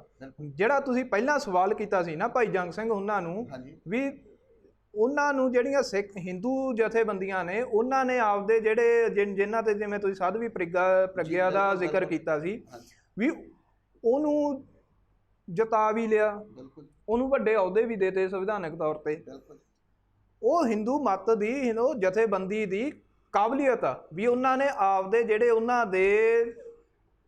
ਉਹਨਾਂ ਦੇ ਸਹਿਯੋਗੀ ਨੇ ਜਾਂ ਉਹਨਾਂ ਦੀ ਜਥੇਬੰਦੀ 'ਚ ਚੱਲਦੇ ਨੇ, ਵੀ ਉਹਨਾਂ ਨੇ ਮਾਣ ਸਤਿਕਾਰ ਦਿੱਤਾ ਤੇ ਜਿਹੜੀ ਹਿੰਦੂ ਕਮਿਊਨਿਟੀ ਆ ਉਹ ਇਕੱਠੀ ਹੋ ਗਈ। ਸਾਡੀ ਸਿੱਖ ਲੀਡਰਸ਼ਿਪ ਨੇ ਸਾਡੇ ਸਿੱਖ ਯੋਧਿਆਂ ਦਾ ਕੀ ਕੀਤਾ? ਮੈਂ ਇੱਕ ਜ਼ਿਕਰ ਮੈਂ ਹੁਣ ਕਿਉਂਕਿ ਮੇਰੇ ਹੁਣ ਧਿਆਨ ਦੇ ਵਿੱਚ ਆਇਆ ਵੀ ਬੇਅੰਤ ਕੇਸ ਕਤਲकांड ਦੇ ਨਾਲ ਸੰਬੰਧਿਤ ਸ਼ਹੀਦ ਭਾਈ ਦਿਲਾਵਰ ਸਿੰਘ ਨੇ ਚੰਡੀਗੜ੍ਹ ਦੇ ਵਿੱਚ ਉਹਨਾਂ ਨੇ ਬੇਅੰਤ ਸਿੰਘ ਮਾਰਿਆ, ਉਹ ਵੀ ਮੌਕੇ ਤੇ ਸ਼ਹੀਦ ਹੋਏ। ਬੇਅੰਤ ਸਿੰਘ ਦੀ ਚੰਡੀਗੜ੍ਹ ਵੜਦੇ ਹੋਏ ਬੇਅੰਤ ਸਿੰਘ ਦਾ ਬੁੱਤ ਲੱਗਿਆ ਹੋਇਆ, ਉਹਦੀ ਸਮਾਧੀ ਬਣੀ ਹੋਈ ਆ। ਸ਼ਹੀਦ ਭਾਈ ਦਿਲਾਵਰ ਸਿੰਘ ਦੇ ਲਈ 100 ਗਜ ਦਾ ਕਿਤੇ ਇਹਨਾਂ ਨੇ ਕੋਈ ਪਲਾਟ ਲੈ ਕੇ ਕੋਈ ਉਹਨਾਂ ਦੀ ਯਾਦਗਾਰ ਬਣਾਈ ਹੋਵੇ, ਦੱਸਣ ਸਾਡੀ ਸਿੱਖ ਜਥੇਬੰਦੀਆਂ ਦੇ। ਇਹਦੇ 'ਚ ਸਾਡੀਆਂ ਸਿੱਖ ਜਥੇਬੰਦੀਆਂ ਦੀ ਨਾਕਾਮੀ ਆ, ਅਸੀਂ ਤਾਂ ਦਰ ਦੀਆਂ ਠੋਕਰਾਂ ਖਾ ਰਹੇ ਹਾਂ। ਇੱਥੇ ਦੇਖੋ ਜੀ, ਸਾਡੀਆਂ ਜਿਹੜੀਆਂ ਸਿੱਖ ਜਥੇਬੰਦੀਆਂ ਨੇ, ਜਿਹੜੀਆਂ ਸਾਡੀ ਸਿੱਖ ਕੌਮ ਦੀ ਜਿਹੜੀ ਨੁਮਾਇੰਦਗੀ ਕਰਦੀਆਂ ਨੇ, ਉਹ ਸ਼੍ਰੋਮਣੀ ਅਕਾਲੀ ਦਲ ਬਾਦਲ ਆ ਜੀ ਇਸ ਵਕਤ। ਸਿਰਫ ਤੇ ਸਿਰਫ ਸਿੱਖ ਕੌਮ ਦੀ ਜੇਕਰ ਜਾਂ ਸਿਮਰਨਜੀਤ ਸਿੰਘ ਮਾਨ ਆ ਜੀ, ਤੁਸੀਂ ਕਿਸ ਤੋਂ ਉਮੀਦ ਰੱਖਦੇ ਹੋ ਜੀ? ਦੇਖੋ ਇੱਕ ਮਿੰਟ, ਬਾਦਲ ਨੂੰ ਤਾਂ ਸਾਡੇ ਜਥੇਬੰਦੀਆਂ ਜਿਹੜੀਆਂ ਸਿੱਖ ਜਥੇਬੰਦੀਆਂ ਕਹਾਉਂਦੀਆਂ ਨੇ, ਉਹ ਬਾਦਲ ਨੂੰ ਤਾਂ ਉਹ ਸਿੱਖ ਹੀ ਨਹੀਂ ਮੰਨਣ ਨੂੰ ਤਿਆਰ। ਅਸੀਂ ਨਾ ਉਹਨੂੰ ਖਾਲਿਸਤਾਨੀ ਮੰਨਦੇ, ਨਾ ਅਸੀਂ ਉਹਨੂੰ ਖਾਲਿਸਤਾਨੀ ਮੰਨਦੇ ਆ। ਠੀਕ ਹੈ, ਬਾਦਲ ਖਾਲਿਸਤਾਨੀ ਹੈ ਕਦੋਂ? ਉਹ ਭਾਰਤੀ ਸੰਵਿਧਾਨ ਦੇ ਮੁਤਾਬਕ ਉਹ ਇਲੈਕਸ਼ਨ ਲੜਦਾ, ਉਹ ਸਰਕਾਰ ਬਣਾਉਂਦਾ ਤੇ ਉਹ ਸਰਕਾਰ ਚਲਾਉਂਦਾ। ਉਹਨੂੰ ਅਸੀਂ ਮੂਵਮੈਂਟ ਦਾ ਹਿੱਸਾ ਨਹੀਂ ਮੰਨਦੇ। ਜਿਹੜੀਆਂ ਸਾਡੀਆਂ ਜਥੇਬੰਦੀਆਂ ਜਿਹੜੀਆਂ ਮੂਵਮੈਂਟ ਦਾ ਦਾਅਵਾ ਕਰਦੀਆਂ ਵੀ ਹਾਂ ਅਸੀਂ ਮੂਵਮੈਂਟਾਂ ਚਲਾਈਆਂ ਨੇ, ਅਸੀਂ ਮੂਵਮੈਂਟ ਦਾ ਹਿੱਸਾ ਰਹੇ ਹਾਂ, ਉਹ ਧਿਰਾਂ ਦੱਸਣ ਸ਼ਹੀਦ ਭਾਈ ਦਿਲਾਵਰ ਸਿੰਘ ਦੇ ਲਈ ਕਿੱਥੇ ਸਮਾਰਕ ਬਣਾਇਆ, ਕਿੱਥੇ ਯਾਦਗਾਰ ਬਣਾਈ ਆ ਸਾਡੀ ਕੌਮ ਨੂੰ ਦੱਸਣ ਲਈ, ਸਾਡੀ ਨੌਜਵਾਨੀ ਨੂੰ ਦੱਸਣ ਲਈ, ਸਾਡੇ ਆਉਣ ਵਾਲੇ ਬੱਚਿਆਂ ਨੂੰ ਦੱਸਣ ਲਈ ਵੀ ਭਾਈ ਆਹ ਸ਼ਹੀਦ ਭਾਈ ਦਿਲਾਵਰ ਸਿੰਘ ਆ ਜਿਹਨੇ ਜਿਹੜਾ ਜਿਹੜਾ ਜਦੋਂ ਜ਼ੁਲਮ ਹੋ ਰਿਹਾ ਸੀਗਾ ਸਿੱਖਾਂ ਤੇ, ਨੌਜਵਾਨਾਂ ਦਾ ਘਾਣ ਹੋ ਰਿਹਾ ਸੀ, ਨੌਜਵਾਨੀ ਦਾ ਕਤਲ ਹੋ ਰਿਹਾ ਸੀ, ਸਿੱਖ ਨੌਜਵਾਨੀ ਦਾ, ਤਾਂ ਉਸ ਸਮੇਂ ਮੁੱਖ ਮੰਤਰੀ ਨੂੰ ਬੰਬ ਬੰਨ੍ਹ ਕੇ ਆਪਦੇ ਪਿੰਡੇ ਨਾਲ ਉਹਨੂੰ ਮੌਤ ਦੇ ਘਾਟ ਉਤਾਰਿਆ ਤੇ ਆਪ ਮੌਕੇ ਤੇ ਸ਼ਹੀਦੀ ਪ੍ਰਾਪਤ ਕੀਤੀ। ਅਸੀਂ ਆਉਣ ਵਾਲੇ ਸਮੇਂ ਦੇ ਵਿੱਚ ਆਪਦੇ ਫਿਊਚਰ ਦੇ ਵਿੱਚ ਕੀ ਦੱਸਾਂਗੇ ਭਵਿੱਖ ਦੇ ਵਿੱਚ ਬੱਚਿਆਂ ਨੂੰ? ਹਿੰਦੂਆਂ ਕੋਲੇ ਆਪਦਾ ਇਤਿਹਾਸ ਆ, ਉਹਨਾਂ ਨੇ ਇਤਿਹਾਸ ਨੂੰ ਵੀ ਇਤਿਹਾਸ ਬਣਾ ਕੇ ਪੇਸ਼ ਕਰਤਾ, ਤੇ ਹੁਣ ਮੌਜੂਦਾ ਸਮੇਂ ਦੇ ਵਿੱਚ ਸਾਧਵੀ ਪ੍ਰਗਿਆ ਦਾ ਜਿਵੇਂ ਤੁਸੀਂ ਜ਼ਿਕਰ ਕੀਤਾ ਸੀ, ਉਹਨੂੰ ਇੱਕ ਰੋਲ ਮਾਡਲ ਬਣਾਤਾ। ਬਿਲਕੁਲ, ਅਸੀਂ ਆਪਦੇ ਰੋਲ ਮਾਡਲ ਹੀ ਰੋਲ ਤੇ ਅਸੀਂ ਤਾਂ ਆਪਣੇ ਇਤਿਹਾਸ ਨੂੰ ਇਤਿਹਾਸ ਦੇ ਵਿੱਚ ਬਦਲ ਰਹੇ ਹਾਂ। ਬਿਲਕੁਲ ਬਦਲ ਰਹੇ ਹਾਂ, ਬਿਲਕੁਲ ਉਹੀ। ਇਹਦੇ ਲਈ ਜਾਂ ਤਾਂ ਦੇਖੋ ਜੀ, ਸਾਡੇ ਫਿਰ ਉਸੇ ਗੱਲ ਤੇ ਆਉਂਦੇ ਆ ਜੀ, ਜਾਂ ਤਾਂ ਇਹਦੇ ਲਈ ਸਾਡੀਆਂ ਜਿਹੜੀਆਂ ਧਾਰਮਿਕ ਜਥੇਬੰਦੀਆਂ ਨੇ, ਜਿਹੜੀਆਂ ਸਾਡੇ ਇਸ ਵਕਤ ਗੁਰਦੁਆਰਿਆਂ ਦੇ ਕਾਬਜ ਨੇ, ਸ਼੍ਰੋਮਣੀ ਕਮੇਟੀ ਉਹ ਜ਼ਿੰਮੇਵਾਰ ਆ ਜੀ। ਉਸ ਤੋਂ ਬਾਅਦ ਸਭ ਤੋਂ ਬਿਲਕੁਲ ਪਹਿਲਾਂ ਜ਼ਿੰਮੇਵਾਰ ਆ ਜੀ ਸ਼੍ਰੋਮਣੀ ਕਮੇਟੀ, ਅਸੀਂ ਮੰਨਦੇ ਹਾਂ। ਅਕਾਲੀ ਦਲ ਬਾਦਲ, ਉਸ ਤੋਂ ਬਾਅਦ ਸ਼੍ਰੋਮਣੀ ਕਮੇਟੀ, ਔਰ ਤੀਸਰੇ ਸਾਡੇ ਜਿਹੜੇ ਤਖਤਾਂ ਦੇ ਜਥੇਦਾਰ, ਕਿਉਂਕਿ ਸਾਡੀ ਗੁਰਬਾਣੀ ਦੇ ਵਿੱਚ ਆਏ ਦਿਨ ਰਲਗੰਢ ਹੁੰਦੀ ਆ ਜੀ, ਕੋਈ ਬੋਲਣ ਨੂੰ ਤਿਆਰ ਨਹੀਂ। ਆਏ ਦਿਨ ਸਾਡੇ ਕੋਲੇ ਵੀਡੀਓ ਆਉਂਦੀਆਂ ਨੇ ਜੀ। ਹੁਣ ਤੱਕ ਅਸੀਂ ਸੁਖਮਨੀ ਸਾਹਿਬ ਤਾਂ ਸੁਣਿਆ ਸੀਗਾ ਜੀ, ਪਰ ਸੁਖਮਨਾ ਅੱਜ ਤੱਕ ਨਹੀਂ ਸੁਣਿਆ। ਪਿਛਲੇ ਦਿਨੀ ਇੱਕ ਮਾਲਵੇ ਦਾ ਗੁਰਦੁਆਰਾ, ਉਸ ਗੁਰਦੁਆਰੇ ਦੇ ਵਿੱਚ ਜਿਹੜੇ ਗੁਟਕਾ ਸਾਹਿਬ ਗਏ ਨੇ, ਉਹ ਸੁਖਮਨੇ ਸਾਹਿਬ ਦੇ ਗਏ ਨੇ। ਅੱਜ ਤੱਕ ਉਹ ਸਾਡੇ ਕਿਸੇ ਵੀ ਜਥੇਦਾਰ ਨੇ ਉਸ ਬਾਰੇ ਗੱਲ ਨਹੀਂ ਕੀਤੀ। ਮੈਂ ਪਹਿਲਾਂ ਵੀ ਤੁਹਾਨੂੰ ਇਹੀ ਕਿਹਾ ਕਿ ਇਹ ਕਿਤੇ ਨਾ ਕਿਤੇ ਸਾਡੇ ਜਦੋਂ ਵੀ ਕੁਛ ਆਉਂਦਾ, ਇਹ ਪਹਿਲਾਂ ਦੇਖਦੇ ਨੇ ਕਿ ਇਹ ਬੰਦਾ ਜਿਹਨੂੰ ਅੱਜ ਮੈਂ ਪੰਥ ਚੋਂ ਛੇਕਣਾ ਜਾਂ ਜਿਹਦੇ ਵਿਰੁੱਧ ਫੈਸਲਾ ਲੈਣਾ, ਉਹ ਕਿਹੜੀ ਜਥੇਬੰਦੀ ਨੂੰ ਬਿਲੋਂਗ ਕਰਦਾ ਜੀ। ਮੈਂ ਪਹਿਲਾਂ ਵੀ ਤੁਹਾਡੇ ਨਾਲ ਇਹੀ ਜ਼ਿਕਰ ਕੀਤਾ ਸੀ। ਦੇਖੋ, ਮੈਂ ਇਸ ਗੱਲ ਦਾ ਜਵਾਬ ਦਿੰਦਾ ਵੀ ਜ਼ਿੰਮੇਵਾਰ ਕੌਣ ਆ। ਹਾਂਜੀ, ਜ਼ਿੰਮੇਵਾਰ ਤਾਂ ਅਲੱਗ-ਅਲੱਗ ਧੜਿਆਂ 'ਚ ਖਿੰਡ-ਪੁੰਡ ਗਈ ਸਿੱਖ ਕੌਮ ਜੀ। ਅਸੀਂ ਕਹਿ ਦਈਏ ਵੀ ਸ਼੍ਰੋਮਣੀ ਕਮੇਟੀ ਕਰੂ, ਬਾਦਲ ਕਰੂ, ਜਥੇਦਾਰ ਕਰੂ, ਉਹ ਤਾਂ ਹੈ ਤਾਂ ਸਿੱਖੇ। ਹਾਂਜੀ, ਜੇ ਉਹਨਾਂ ਨੂੰ ਕਰਾਉਣਾ ਕਿਸੇ ਨੇ ਤਾਂ ਸਾਡੀ ਸਿੱਖ ਪਾਵਰ ਨਹੀਂ ਕਰਾਉਣਾ ਜੀ। ਜੇ ਬਾਦਲ ਪਾਵਰ ਚਾਹੀਦਾ ਕਿਹਦੀ ਬਦੌਲਤ ਹੈ? ਸਿੱਖਾਂ ਦੀ ਪਾਵਰ, ਸਿੱਖਾਂ ਨੇ ਵੋਟਾਂ ਪਾਈਆਂ ਜੀ। ਜੇ ਸ਼੍ਰੋਮਣੀ ਕਮੇਟੀ ਤੇ ਕਾਬਜ਼ਾ ਤਾਂ ਸਿੱਖਾਂ ਦੀ ਬਦੌਲਤ ਹੈ। ਜੇ ਗੁਟਕਾ ਸਾਹਿਬ ਗਏ ਨੇ ਜਾਂ ਕੋਈ ਪੜ੍ਹ ਰਿਹਾ ਜਾਂ ਉਹ ਵੀ ਸਿੱਖਾਂ ਦੇ ਵਿੱਚੋਂ ਨੇ ਸੰਤ, ਤਾਂ ਜਿਹੜੇ ਆਪੋ ਆਪਣੀ ਦਖਲੀ ਵਜਾਉਂਦੇ ਨੇ ਉਹਦੇ ਲਈ ਜ਼ਿੰਮੇਵਾਰ ਸਿੱਖੇ ਨੇ। ਇਹਦੇ 'ਚ ਅਸੀਂ ਕਦੋਂ ਤੱਕ ਕਿਸੇ ਨੂੰ ਬਲੇਮ ਕਰਾਂਗੇ ਜੀ? ਬਲੇਮ ਕਰਨ ਦੀ ਬਲੇਮ ਗੇਮ ਨਹੀਂ ਇਹ, ਜਦੋਂ ਤੱਕ ਅਸੀਂ ਆਪਣੇ ਆਪ ਮੰਨਦੇ ਨਹੀਂ ਕਿ ਹਾਂ ਅਸੀਂ ਦੇਖੋ, ਅਸੀਂ ਇਹ ਸਾਡਾ ਇਹ ਕੰਮ ਫੜਿਆ ਦੂਜੇ ਦੀ ਹੱਥ 'ਚ ਆਪਣੀਆਂ ਕੱਛ 'ਚ। ਇਹ ਕੰਮ ਸਿੱਖਾਂ ਨੇ ਫੜਿਆ ਹੋਇਆ ਤੇ ਇਹਨਾਂ ਨੇ ਫੜਿਆ ਹੋਇਆ ਤੇ ਬਲੇਮ ਦੂਜੇ ਨੂੰ ਕਰ ਰਹੇ ਨੇ। ਇਹ ਅੱਜ ਕਿਸੇ ਸਾਧ ਦੇ ਗੱਲ ਪੈ ਜਾਵੇ ਟੱਲ ਤੇ ਅੱਜ ਸਾਰੇ ਇੱਕ ਪਾਸੇ ਹੋ ਜਾਂਦੇ ਨੇ। ਹੁਣ ਸਿੰਘ ਸਾਹਿਬ ਨੇ ਕਰਤਾ ਹੁਕਮਨਾਮਾ ਜਾਰੀ, ਹਾਂ ਸੋਸ਼ਲ ਮੀਡੀਆ ਤੇ ਬਹੁਤ ਮੇਰੇ ਵੀਰ ਆ ਜਿਹੜੇ ਇਸ ਗੱਲ ਦੇ ਉੱਤੇ ਆਏ ਹੋਏ ਨੇ। ਆ ਪਿਛਲੇ ਦਿਨੀ ਸਤਿਕਾਰ ਕਮੇਟੀਆਂ ਦਾ ਪਿਆ ਜੀ, ਇਹ ਇੱਕ ਸਤਿਕਾਰ ਕਮੇਟੀ ਨੇ ਸੋਸ਼ਲ ਮੀਡੀਆ ਚੱਲਦਾ ਨਕੋਦਰ ਸਾਈਡ ਸਤਿਕਾਰ ਕਮੇਟੀ ਵਾਲੇ ਸਾਡੇ ਵੀਰ ਨੇ, ਅੰਮ੍ਰਿਤਧਾਰੀ ਨੇ, ਉਹਨਾਂ ਨੇ ਸਿੰਘ ਸਾਹਿਬ ਦਾ ਪੁਤਲਾ ਫੂਕਿਆ, ਅਕਾਲ ਤਖਤ ਦੇ ਜਥੇਦਾਰ ਦਾ ਪੁਤਲਾ ਫੂਕਿਆ। ਤੇ ਤੁਸੀਂ ਕੀ ਮੰਨਦੇ ਹੋ? ਗੱਲ ਕੀ ਦੇਖੋ, ਗੱਲ ਕੀ ਆ? ਧੜਾ ਸਤਿਕਾਰ ਕਮੇਟੀ ਇੱਕ ਧੜਾ, ਧੜੇ ਦੀ ਤੇ ਗੱਲ ਆ ਗਈ। ਉਹਨਾਂ ਨੂੰ ਕਹਿੰਦਾ ਤੁਹਾਡੀ ਮਾਨਤਾ ਖਤਮ ਹੈ ਵੀ ਤੁਸੀਂ ਮਤਲਬ ਇਦਾਂ ਗੁਰੂ ਘਰਾਂ 'ਚੋਂ ਸਰੂਪ ਨਹੀਂ ਚੱਕ ਸਕਦੇ, ਕਿਸੇ ਗੁਰਸਿੱਖ ਤੋਂ ਸਰੂਪ ਨਹੀਂ ਚੱਕਦੇ। ਲੇਕਿਨ ਇਹਨਾਂ ਨੇ ਸਮਝਿਆ ਨਾ ਸਾਡੀ ਹੋਂਦ ਨੂੰ ਖਤਰਾ। ਇਹਨਾਂ ਨੇ ਇਹ ਨਹੀਂ ਸਮਝਿਆ ਵੀ ਜੇ ਅਕਾਲ ਤਖਤ ਦਾ ਜਥੇਦਾਰ ਜਿਹੜਾ ਕੌਮ ਦਾ ਜਥੇਦਾਰ ਹੈ ਉਹਦੀ ਅਥਾਰਟੀ ਕੀ ਹੈ। ਅੱਜ ਕਿਸੇ ਸਿੱਖ 'ਚ ਇੰਨੀ ਹਿੰਮਤ ਹੈ ਸੁਪਰੀਮ ਕੋਰਟ, ਮੈਂ ਕਹਿੰਦਾ ਹਾਈ ਕੋਰਟ ਇੱਕ ਨੋਟਿਸ ਜਾਰੀ ਕਰ ਦੇਵੇ ਬਈ ਤੁਸੀਂ ਜੀ ਤੁਹਾਡਾ ਸੰਮਨ ਹੈ, ਤੁਸੀਂ ਪੇਸ਼ ਹੋਣਾ, ਕਰੀ ਜਾਓ ਡਿਨਾਈ। ਉਹਨੇ ਸੰਮਨ ਤੁਹਾਡੇ ਗ੍ਰਿਫਤਾਰੀ ਦੇ ਕੱਢਣੇ ਆ, ਨਹੀਂ ਜਾਓਗੇ ਪੁਲਿਸ ਫੜ ਕੇ ਲੈ ਕੇ ਜਾਓ, ਲੈ ਕੇ ਜਾਂਦੀ ਆ ਨਾ। ਤੇ ਅਸੀਂ ਅਕਾਲ ਤਖਤ ਨੂੰ ਇਹੀ ਸਮਝਿਆ ਹੋਇਆ ਤੇ ਇਹ ਵੀ ਹੈ ਹੀ ਕੁਛ ਨਹੀਂ। ਦੇਖੋ, ਜਿਹੜੀ ਚੀਜ਼ ਅਸੀਂ ਅਸੀਂ ਸਿਧਾਂਤਾਂ ਨਾਲ ਜੁੜੇ ਹੋਏ, ਅਸੀਂ ਸਿਧਾਂਤਾਂ ਨਾਲ ਨਹੀਂ, ਅਸੀਂ ਧੜੇ ਨਾਲ ਜੁੜ ਗਏ। ਅਕਾਲ ਤਖਤ ਸਾਹਿਬ ਨੂੰ ਅਸੀਂ ਟਾਰਗੇਟ ਕਰ ਲਿਆ ਜੀ, ਸ਼੍ਰੋਮਣੀ ਕਮੇਟੀ ਨੂੰ ਅਸੀਂ ਕਰ ਲਿਆ। ਹਾਲਾਂਕਿ ਬਾਦਲ ਕਹਿੰਦੇ ਅਸੀਂ ਕਾਬਜ਼ ਆ, ਬਾਦਲ ਕਿਤੇ ਜੰਮਦਾ ਹੀ ਕਾਬਜ਼ ਆ ਉੱਤੇ।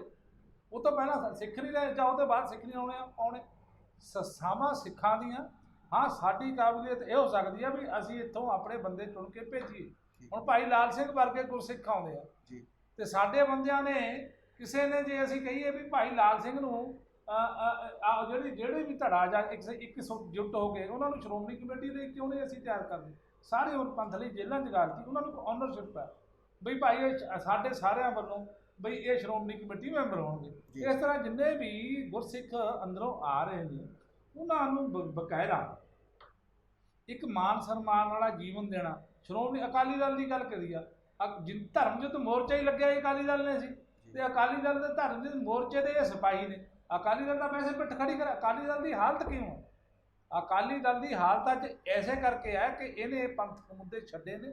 ਇਹ ਸਾਰੇ ਅਕਾਲੀ ਸੀ, ਅਕਾਲੀ ਲਈ ਲੜਦੇ ਰਹੇ ਨੇ। ਆਪਾਂ ਸਾਰੇ ਅਕਾਲੀ ਆ, ਹਾਂ ਠੀਕ ਹੈ। ਅਕਾਲੀ ਦਲ ਦੀ ਜਿਹੜੀ ਮੌਜੂਦਾ ਲੀਡਰਸ਼ਿਪ ਹੈ ਜੀ, ਇਹਨਾਂ ਨੇ ਮੁੱਦੇ ਛੱਡੇ ਨੇ ਪੰਥਕ, ਤੇ ਇਹਦਾ ਖਮਿਆਜਾ ਇਹ ਭੁਗਤਣਗੇ ਵੀ। ਪਰ ਸਾਡੇ ਲਈ ਇਹ ਇੱਕ ਹੈਗਾ ਅੱਗੇ ਰਾਹ ਕਿ ਅਸੀਂ ਉਹਨਾਂ ਕੁਰਬਾਨੀ ਵਾਲੇ ਸਿੰਘਾਂ ਨੂੰ ਆਪਣੇ ਵੱਲੋਂ ਸਾਰੇ ਰਲ ਕੇ, ਇੱਕ ਤਾਂ ਸ਼੍ਰੋਮਣੀ ਕਮੇਟੀ ਚਾਹੇ ਅਕਾਲੀ ਦਲ ਮੁੜ ਵਸੇਵਾ ਇੱਕ ਯੋਜਨਾ ਚਲਾਵੇ, ਉਹਨਾਂ ਦੇ ਘਰ ਘੱਟ ਬਣਾਵੇ, ਉਹਨਾਂ ਦੇ ਕੰਮਕਾਰ ਕਰੇ ਸੈੱਟ, ਤਾਂ ਕਿ ਉਹ ਵੀ ਇੱਕ ਰੋਲ ਮਾਡਲ। ਸਾਡੇ ਕੌਮ ਕੋਲ ਥੋੜਾ ਘੱਟ ਹੈ, ਕਿਸੇ ਪੈਸੇ ਦੀ ਮਾਇਆ ਦੀ ਘਾਟ ਹੈ ਕਿਤੇ। ਅਸੀਂ ਗੁਜਰਾਤ ਤੱਕ ਲੰਗਰ ਲਾਉਣੇ ਆ, ਅਸੀਂ ਕੇਰਲਾ ਤੱਕ ਪਾਣੀ ਦੀਆਂ ਬੋਤਲਾਂ ਚੱਕੀ ਫਿਰਦੇ ਹਾਂ, ਅਸੀਂ ਬ੍ਰਹਮਾ ਤੱਕ ਚੌਲ ਚੱਕੀ ਫਿਰਦੇ ਹਾਂ, ਅਸੀਂ ਜੰਮੂ ਕਸ਼ਮੀਰ ਤੱਕ ਫਲੈਟਾਂ ਲੈਂਦੇ ਫਿਰਦੇ ਹਾਂ। ਜਦੋਂ ਸਾਡੇ ਸਿੱਖਾਂ ਦੀ ਵਾਰੀ ਆਉਂਦੀ ਹੈ ਉਦੋਂ ਅਸੀਂ ਇੱਕ ਦੂਜੇ ਦੇ ਮੂੰਹ ਕਿੰਨੇ ਦੇਖਦੇ ਹਾਂ ਵੀ ਇਹ ਧੜੇ ਦਾ ਸਿੱਖ ਹੈ, ਇਹ ਫਲਾਣਾ ਕਰੂਗਾ। ਉਦੋਂ ਕਿ ਉਸ ਤਰ੍ਹਾਂ ਇਹ ਸਾਡਾ ਉਹਦੇ ਲਈ ਤਾਂ ਕੋਈ RSS ਨਹੀਂ, ਉੱਥੇ ਦਾ ਤੁਹਾਨੂੰ ਕਿਸੇ ਨੇ ਬਾਹ ਨਹੀਂ ਫੜੀ ਵੀ ਤੁਸੀਂ ਇਹ ਸਿੱਖ ਦੀ ਮਦਦ ਨਹੀਂ ਕਰ ਰਹੇ। ਤੁਸੀਂ ਕੀ ਗੱਲ ਹੈ, ਇਹ ਸਿੱਖ ਕਾਰੋਬਾਰ ਨਹੀਂ ਕਰ ਸਕਦਾ। ਜਿਹੜਾ ਸਾਰੀ ਉਮਰ ਜੇਲ੍ਹ 'ਚ ਗਲ ਕੇ ਆਇਆ, ਉਹਦੀ ਜ਼ਿੰਮੇਵਾਰੀ ਕੌਮ ਦੀ ਹੈ, ਨਾ ਕਿ ਸੈਂਟਰ ਦੀ ਹੈ।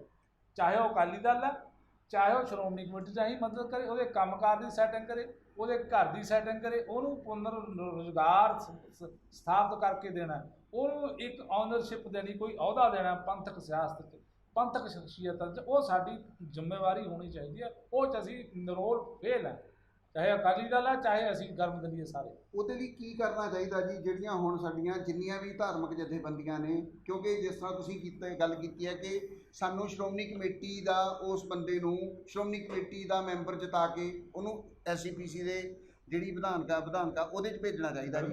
ਉਹਦੇ ਵਾਸਤੇ ਤੁਹਾਨੂੰ ਕੀ ਕਰਨਾ ਚਾਹੀਦਾ ਜਿੰਨੀਆਂ ਸਾਡੀਆਂ ਜਥੇਬੰਦੀਆਂ ਨੇ?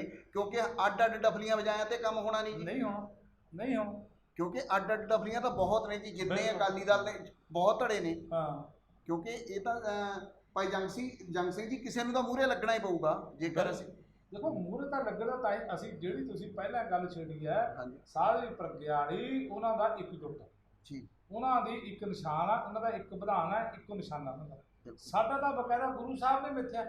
ਸਾਡੇ ਕੋਲ ਤਾਂ ਅਥਾਰਟੀ ਹੈ ਅਕਾਲ ਤਖਤ ਸਾਹਿਬ, ਸਾਡੇ ਕੋਲ ਅਥਾਰਟੀ ਹੈ ਗੁਰੂ ਗ੍ਰੰਥ ਸਾਹਿਬ, ਸਾਡੇ ਕੋਲ ਅਥਾਰਟੀ ਆ ਸੰਗਤਦਾਰ ਮੰਗ ਦਾ ਹੁਕਮ ਵੀ ਇੱਥੇ ਬਹਿ ਕੇ ਤੁਸੀਂ ਭਾਈ ਗੱਲਬਾਤ ਕਰਨੀ। ਲੇਕਿਨ ਅਸੀਂ ਉਹ ਸਾਰੀਆਂ ਡਿਨਾਈ ਚੀਜ਼ਾਂ ਕਰਦੇ ਹਾਂ, ਆਪਣੀ ਧੜੇ ਦੀ ਕੁਰਬਾਨੀ, ਆਪਣੀ ਧੜੇ ਦੇ ਉੱਤੋਂ ਬਾਰ ਕੇ ਉਹ ਸਾਰੀ ਚੀਜ਼ਾਂ ਸਿਰਤੀਆਂ। ਗੱਲ ਕੀ ਹੈ ਵੀ ਮੈਂ ਨਾ ਮਾਨੂੰ ਵਾਲੀ ਗੱਲ ਹੈ ਵੀ ਮੇਰੀ ਹੁਕੂਮਤ ਰਹੇ, ਆਪੋ ਆਪਣੀ ਦਬਦੀ ਵਜਾ ਕੇ ਆਪੋ ਆਪਣੇ ਧੜੇ ਹੈ ਉਹ ਕਿਸੇ ਨਾ ਕਿਸੇ ਤਰ੍ਹਾਂ ਜਿਹੜੀਆਂ ਸਥਾਪਿਤ ਤੇ ਉਹਨਾਂ ਦੇ ਹੱਕ 'ਚ ਭੁਗਤ। ਸੋ ਇਹ ਸੀ ਸਾਡੀ ਵਿਸ਼ੇਸ਼ ਗੱਲਬਾਤ ਪਵਨਦੀਪ ਸਿੰਘ ਸਿੱਧੂ ਅਤੇ ਭਾਈ ਜੰਗ ਸਿੰਘ ਜੀ, ਮੁਖੀ ਬੰਦੀ ਸਿੰਘ ਰਿਹਾਈ ਮੋਰਚਾ, ਜਿਨ੍ਹਾਂ ਨੇ ਅੱਜ ਸਾਨੂੰ ਵਕਤ ਦਿੱਤਾ, ਸਾਡੇ ਨਾਲ ਗੱਲਬਾਤ ਕੀਤੀ। ਸੋ ਇਹਨਾਂ ਨੇ ਵੀ ਇੱਕ ਗੱਲ ਸਾਹਮਣੇ ਇਹਨਾਂ ਦੀਆਂ ਗੱਲਾਂ ਬਾਤਾਂ 'ਚੋਂ ਆਈ ਹੈ ਕਿ ਜੇਕਰ ਅਸੀਂ ਅੱਡ ਡੱਫੀਆਂ ਵਜਾਵਾਂਗੇ ਤਾਂ ਕੁਛ ਵੀ ਸਿੱਖ ਕੌਮ ਦਾ ਨਹੀਂ ਬਣਨਾ। ਸਾਰੀਆਂ ਜਥੇਬੰਦੀਆਂ ਨੇ, ਜਿੰਨੇ ਧੜੇ ਨੇ, ਸਾਰੇ ਇੱਕ ਪਲੇਟਫਾਰਮ 'ਤੇ ਇਕੱਠੇ ਹੋਵੋ ਤਾਂ ਜੋ ਸਿੱਖ ਕੌਮ ਨੂੰ ਇੱਕ ਨਿਸ਼ਾਨ, ਇੱਕ ਵਿਧਾਨ ਦੇ ਥੱਲੇ ਲੈ ਕੇ ਆਈਏ। ਮੈਨੂੰ ਕੁਲਵਿੰਦਰ ਚੰਦੀ ਨੂੰ ਇੱਥੇ ਦਿਓ ਇਜਾਜ਼ਤ। ਤੁਸੀਂ ਬਣੇ ਰਹੋ PTN 24 ਚੈਨਲ ਦੇ ਨਾਲ। ਵਾਹਿਗੁਰੂ ਜੀ ਕਾ ਖਾਲਸਾ, ਵਾਹਿਗੁਰੂ ਜੀ ਕੀ ਫਤਿਹ।